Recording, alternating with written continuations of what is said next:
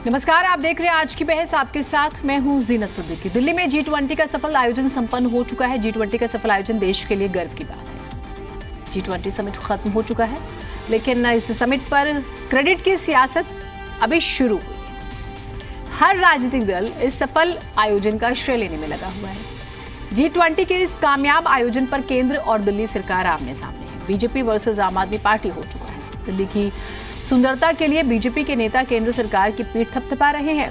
LG की मेहनत को कारण बता रहे हैं, तो आम आदमी पार्टी और दिल्ली के केजरीवाल सरकार दिल्ली के इस सौंदर्यकरण के लिए दिल्ली सरकार एमसीडी को सराह रही है।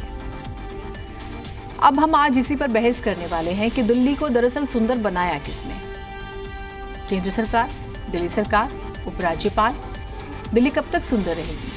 और सबसे बड़ी बात यह कि G20 का जो सफल आयोजन हुआ है और G20 के लिए जो दिल्ली सजी है, क्या ये 24 में चुनावी और सियासी मुद्दा बनने वाला है?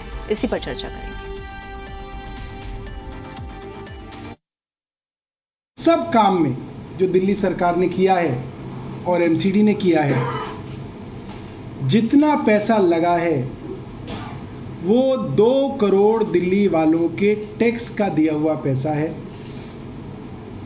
और इन 15-20 दिनों में दिल्ली वालों ने कई जगह ट्रैफिक जाम जैसी समस्या भी देखी।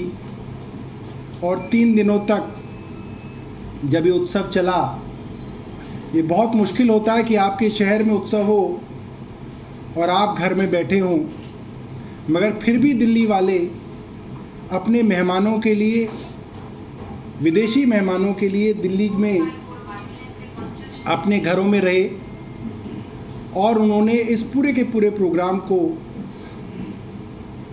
सक्सेसफुल बनाया। सभी दिल्ली वासियों को बधाई देना चाहते हैं और हम दिल्ली में काम कर रही सभी एजेंसीज को भी बधाई देना चाहते हैं, जिनकी मेहनत से G20 का सफल आयोजन हो सका।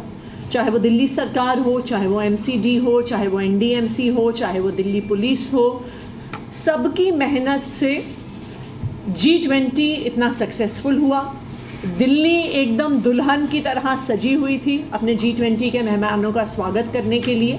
और जैसा सौरभ जी ने कहा, बहुत अनुशासन से दिल्ली वालों ने अपने मेहमानों का स्वागत किया। इस स्वागत में बहुत सारी सड़कें फिर से बनी, सड़कों का रीडिज़ाइन हुआ, ग्रीनरी बहुत बड़े स्तर पर हुई, डेकोरेटिव हॉर्टिकल्चर, इस ग्रीनरी को बहुत सुंदर तरीके से प्रून किया गया, लाइट्स लगवाई गई, फाउंटेन्स लगवाए गए। ऐसे ही मेहनत से हमें नगर निगम को आने वाले समय में माननीय मुख्यमंत्री अरविंद केजरीवाल जी के नेतृत्व में हमें नगर निगम को एक नई ऊंचाइयों तक लेके जाना है। तो इस बार G20 समिट में हमने देख लिया कि नगर निगम के अधिकारी, कर्मचारी कितने कैपेबल हैं और आने वाले टाइम में जो जो सपना हमने देखा है और जो जो माननीय मुख्यमंत्री अरविंद केजरीवाल जी ने जो जो नए प्रोजेक्ट्स हमने लाने हैं, जो जो चीज़ें हमने दिल्ली की जनता के लिए सोच के रखी हुई हैं, आने वाले 2-3 सालों में सफाई व्यवस्था को बढ़िया रखना है, स्कूल अच्छे बनाने हैं, अस्पतालों की तरह तरह की सुविधाएं देनी हैं। भारतीय जनता पार्टी 15 साल तक जब तक रही, दिल्ली 47वें स्थान पर रहा, कभी 40, कभी 42, कभी 43, कभी, लेकिन बॉटम टॉप 10 में हमेशा रहता था। दिल्ली कभी भी टॉप 10 छोड़ो, टॉप 35 भी कभी नहीं हुआ दिल्ली, जो कि बहुत बड़े शर्म की बात थी। तो दिल्ली को साफ करना कोई आसान काम नहीं है, एक चैलेंज है और उस चैलेंज को हम लोगों ने एक्सेप्ट किया है। और अब बड़ी सिस्टमैटिक तरीके से, बड़े अच्छे तरीके से, बड़े डिटेल तरीके से हम लोग पूरी दिल्ली की सफाई करेंगे, जिससे हमेशा 365 दिन तक दिल्ली की सफाई होती रहे। हमने 9 पॉइंट तैयार किए हैं, जिस 9 पॉइंट्स के ऊपर हर दिन फॉलोअप होगा, हर दिन चेक करेंगे और हर दिन काम की एक तरीके से मॉनिटरिंग होगी।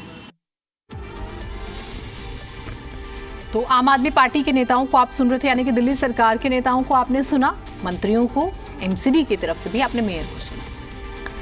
बीजेपी भी पीछे नहीं है। बीजेपी ने आम आदमी पार्टी पर पलटवार किया। बीजेपी का कहना है कि आम आदमी पार्टी सिर्फ क्रेडिट लेने का काम करती है। कांग्रेस ने आम आदमी पार्टी और बीजेपी दोनों को ही घेरा है। सुनिएगा।